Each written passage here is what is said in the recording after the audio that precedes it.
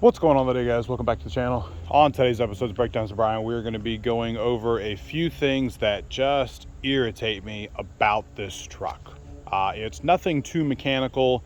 It's kind of just personal preferences and little annoyances that they probably could have dealt with if they would have just taken just a little more time and maybe a little more feedback from some of the other people that owned some of them before. So let's get into it. The first thing is going to be the center console. And I know if anybody has driven one of these, you know that this thing here just does this. Every time you turn, you kind of get used to it. I know they do have some other ones that you can buy that's a full one here, but they could have put, some rubber seal on the bottom here so it didn't slide, maybe even a little rubber seal here, because the change slots that are here don't hold change at all.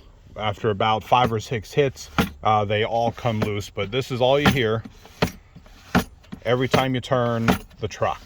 I'll probably get a full one, even though I don't want a full one, or maybe even I'll just grab some strips or something and glue them on the inside here. But it is nice just to remove it real quick, just so I can get to all of my crap that's under there. The second thing would be doing what I was just doing, and that would be leaning in if I needed to lean in, and for me at least, grab something or start the truck or something. The knobs here stick out pretty far. And what happens is I'll lean against them and I'll be doing something on, most of the time it's on the inside of here. And once I come back out, I'll notice that my seat's all the way back. So they could have put, an outer strip here so you wouldn't be able to touch it. Or they could have integrated these here, or maybe set them a little lower. They could have done something else with them. It's not too bad. I mean, the stuff that I'm going to complain about here is kind of just first world problems, but I'm going to complain about it anyway.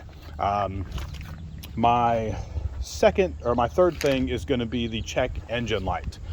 Sometimes I'll get a check engine light due to my cold air intake or something else that's just kind of annoyance that just repeatedly comes up, and I'll just take out of the system with a scan tool. But if it has the check engine light, no matter what check engine light it is, it won't let your remote start the truck. I understand it's a safety issue and you never know what check engine light is on. Maybe you can do it with getting a tune or something like that, but it's really the remote start. I'm in southern Ohio, so about 4 or 5 months out of the year it gets pretty cold, and I have to go in and reset the check engine light, shut it off. Then I got to start the truck and shut it off, which will be another annoyance, and I'll have to do that every time because I don't want to come out from work and I just want to come out from work and start the truck up. So I understand why they have it set up like that, but it is a bit of an annoyance for me. With going into that, we're going to go into the check engine light. When you do the check engine light, I just want to do it, read the code, and then have it erase it right then and there. I don't want to have to start the truck back up, especially if I get home and it's early in the morning. I have to shut the car off or shut the truck off, plug it up, and then have to turn it right back on. If I shut it off, do the code, and that should be it. I mean, it already knows, because most of the time the check engine light flashes, so it knows that the code has been deleted, or the check engine light has been deleted. I don't see why I have to start the truck back up. I'm sure you can do it with just simple programming from Ford itself. And since we're in here, we'll do the lights in the cab. Let me turn them on.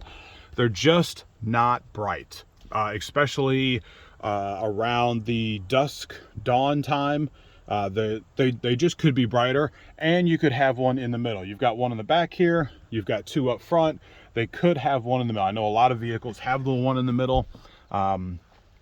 but they're just not bright. They're just, you know, cheap lights on here. And I don't think you can upgrade those. If you can, leave a comment below with a video or whatever on how to do those, but you just can't upgrade them. And they could have put a couple more lights in here, and it really would have brightened everything up when you needed it to be brightened up. Since we're in here as well, most of it's in here just because the fact that you're always in here, so you always see the little things that are going to irritate you. It's not too bad for me because yeah, I mean, it is the Super Crew. But the biggest thing would be dual AC, so where I can shut the passenger side off, or at least have the little tabs that are normally like about right here that you can shut it off or turn it on. Like I said, that's not too bad for me. I just wanted to put it in there, but it would be nice if you could shut the passenger side off. I mean, at least with this one here, you can move it over a little bit. Yeah, so with the last thing, we'll go around to this side of the truck. If you don't have one of these, just get you a mat. Really nice, especially in a gravel driveway or even on a paved driveway. Just a rubber mat or a plastic mat, slide up under.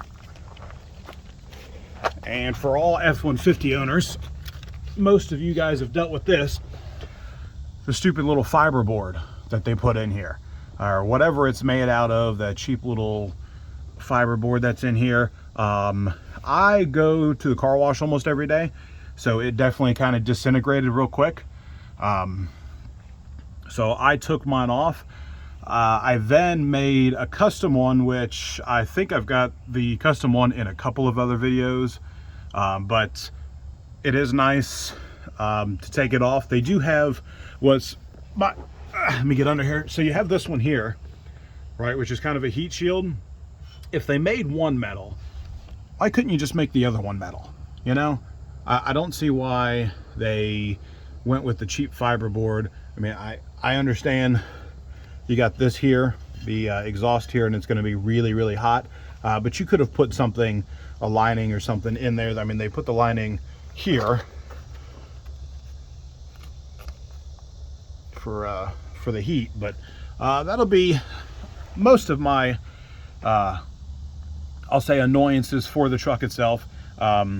If you like the video, hit that like and subscribe. If you want to know anything about any of these, hit that comment section, leave a comment down below, and I'll get back with you as soon as I can. Until next time, guys.